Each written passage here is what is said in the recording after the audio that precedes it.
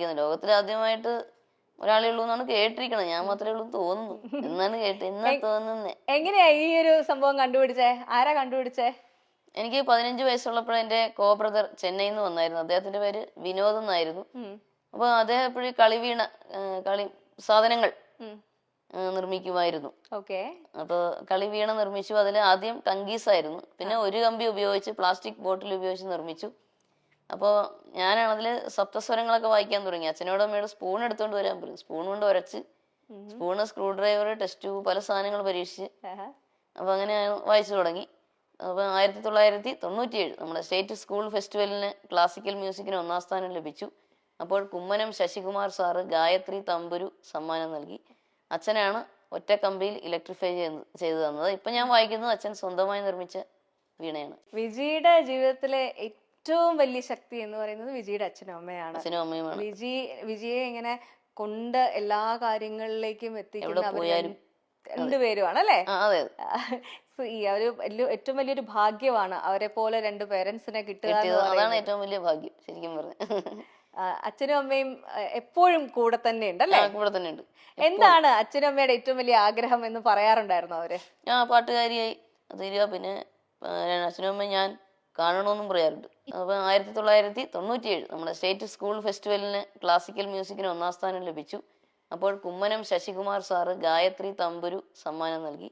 അച്ഛനാണ് ഒറ്റ കമ്പിയിൽ ഇലക്ട്രിഫൈ ചെയ്തു തന്നത്. ഇപ്പൊ ഞാൻ വായിക്കുന്നത് അച്ഛൻ സ്വന്തമായി നിർമ്മിച്ച വീണയാണ്. വിജിയുടെ ജീവിതത്തിലെ ഏറ്റവും വലിയ ശക്തി എന്ന് പറയുന്നത് വിജിയുടെ അച്ഛനും അമ്മയാണ്. അച്ഛനും അമ്മയുമാണ്. വിജിയെ ഇങ്ങനെ കൊണ്ട് എല്ലാ കാര്യങ്ങളിലേക്കും എത്തിക്കുന്ന രണ്ടുപേരുമാണ് അല്ലേ? ഈ ഒരു ഏറ്റവും വലിയൊരു ഭാഗ്യമാണ് അവരെ പോലെ രണ്ട് പേരൻസിനെ കിട്ടുക. അതാണ് ഏറ്റവും വലിയ ഭാഗ്യം ശരിക്കും പറഞ്ഞു. അച്ഛനും അമ്മയും എപ്പോഴും കൂടെ തന്നെ ഉണ്ട് അല്ലേ? കൂടെ തന്നെ ഉണ്ട്. എന്താണ് അച്ഛനും അമ്മയുടെ ഏറ്റവും വലിയ ആഗ്രഹം എന്ന് പറയാറുണ്ടായിരുന്നു അവര്? പാട്ടുകാരിയായി തീരുക, പിന്നെ അച്ഛനും അമ്മയും ഞാൻ കാണണമെന്നും പറയാറുണ്ട്. അത് പ്രധാനമായിട്ട്. നല്ലൊരു ജീവിതം ഉണ്ടാകുക, ഇതൊക്കെ തന്നെ. സംഗീതത്തിൽ എത്ര എത്തിക്കാമോ അത്ര എത്തിക്കുക എന്നുള്ളതാണ്. നമ്മളെ അച്ഛനമ്മമാര് നമ്മളെ നോക്കുന്നത് പോലെ വേറെ ആർക്കും ചെയ്യാൻ പറ്റില്ല എന്നുള്ളൊരു സംഭവമുണ്ട്. ഈ അച്ഛനമ്മയും കൈ പിടിച്ച് കൊണ്ട് നടക്കുന്നതിനൊപ്പം അവരും ഒരു എന്താ പറയാ, വിജിയുടെ കൈ ഒരാളെ പിടിച്ച് ഏൽപ്പിച്ചിരുന്നു സന്തോഷത്തോടു കൂടി. പക്ഷെ നമ്മൾ വിചാരിച്ചതുപോലെ എല്ലാ കാര്യങ്ങളൊക്കെ. അതിനെപ്പറ്റി പറയാൻ വിഷമമുണ്ടെങ്കിൽ വേണ്ട. എന്തിനാ വെറുതെ. ഇപ്പൊ അദ്ദേഹം ഇപ്പം അദ്ദേഹം ഇങ്ങനെ അറിഞ്ഞിരിക്കുന്ന അദ്ദേഹം വേറെ വിവാഹിതനായി ജീവിക്കുമല്ലേ, നമ്മളായിട്ട് വെറുതെ. അങ്ങനെയാണ് മാമനൊക്കെ പറഞ്ഞത്.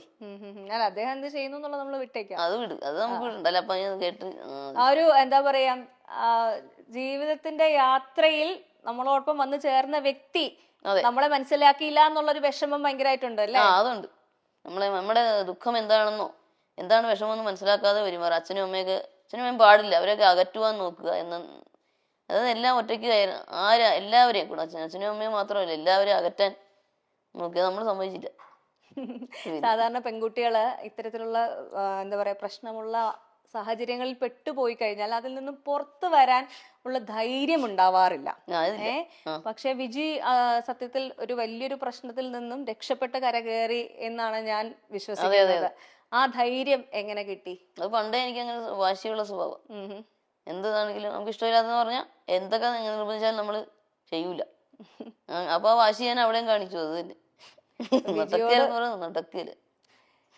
വിജിയെ അകറ്റാൻ ശ്രമിച്ചത് വിജിയുടെ ഏറ്റവും പ്രിയപ്പെട്ട പാരന്റ്സിൽ നിന്നും അതേപോലെ തന്നെ വിജിയുടെ സംഗീതത്തിൽ നിന്നും കൂടിയാണല്ലേ? എല്ലാം കൂടെ. പാരന്റ്സിനെ അകറ്റുമ്പോ നമ്മുടെ സംഗീതത്തിനെയും ബാധിക്കുമല്ലോ. നമ്മുടെ മനസ്സിന് വിഷമം വരുമ്പോ സംഗീതത്തെയും ബാധിക്കും. പിന്നെ പുള്ളിക്ക് മിണ്ടിയ ദേഷ്യം അങ്ങനെയൊക്കെ ആയിരുന്നു. മിണ്ടിയ ദേഷ്യം. അതിപ്പോ നമ്മള് പാട്ട് കേൾക്കുമ്പോഴേ കൈ കൊട്ടുക, താളം പിടിക്കുക, എല്ലാത്തിനും ദേഷ്യം. ഞാൻ പറയാതെ ദേഷ്യം വെച്ചോണ്ട് അവിടെ എങ്ങനെ പോയി ഇരിക്കാൻ പറയും. ഇങ്ങോട്ട് വരണമെങ്കിൽ അത് വേണ്ടെന്ന് പറയും. ഈ ഒരു സ്പിരിറ്റ് സത്യം പറഞ്ഞു കഴിഞ്ഞാൽ നമ്മളെ ഒത്തിരി ബുദ്ധിമുട്ടിലൂടെ കടന്നു പോകുന്ന ദാമ്പത്യത്തിൽ നിൽക്കുന്ന ഒരുപാട് പേർക്കൊരു ഇൻസ്പിറേഷൻ ആവട്ടെ. കാരണം നമ്മുടെ ലൈഫ് മൊത്തത്തിൽ ഒരാൾക്ക് അടിയറവ് പറഞ്ഞ് കീഴടങ്ങി കൊടുക്കേണ്ടതല്ല. പറ്റില്ല, പ്രശ്നമാണെങ്കിൽ പുറത്തു വരാനുള്ള ഊർജ്ജം മറ്റുള്ളവർക്ക് ഉണ്ടാവാൻ വേണ്ടിയിട്ടുള്ള ഒരു ഇൻസ്പിറേഷനും കൂടിയാണ് കേട്ടോ വിജി. അതെ അതെ, പിന്നെ അല്ലാണ്ട് അങ്ങനെ കീഴടങ്ങേണ്ട ആവശ്യം എന്താ? അതിന്റെ ആവശ്യമില്ല. ലൈഫിലെ ഏറ്റവും വലിയ പ്രേരണ എന്താണ്?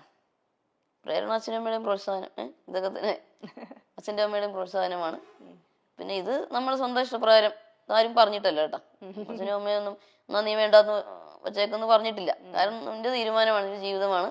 നീ ആലോചിച്ച് തീരുമാനിക്കുക, എല്ലാരും അങ്ങനെയാ പറയുന്നത്. ഇത്രയും നല്ലൊരു ധൈര്യം മനസ്സുണ്ടാവുക എന്ന് പറയുന്നത് വലിയ കാര്യമാണ് കേട്ടോ. അതെ, അതാരും പറഞ്ഞിട്ട് ചെയ്തതല്ല. അങ്ങനെ ഒരു ധാരണയൊക്കെ പുള്ളിക്കൊക്കെ എല്ലാവർക്കും ഉണ്ട്, ഞാൻ പറഞ്ഞിട്ടാണ് ഒന്നുമില്ല. അല്ല നമ്മള് എന്താ പറയാ, നമുക്ക് നല്ലത് പറഞ്ഞു തരുന്നവരുടെ കേട്ട് കഴിഞ്ഞാലും കുഴപ്പമില്ലല്ലോ അല്ലേ? തെറ്റൊന്നും ഇല്ലല്ലോ, പറഞ്ഞു എന്ന് വെച്ചാൽ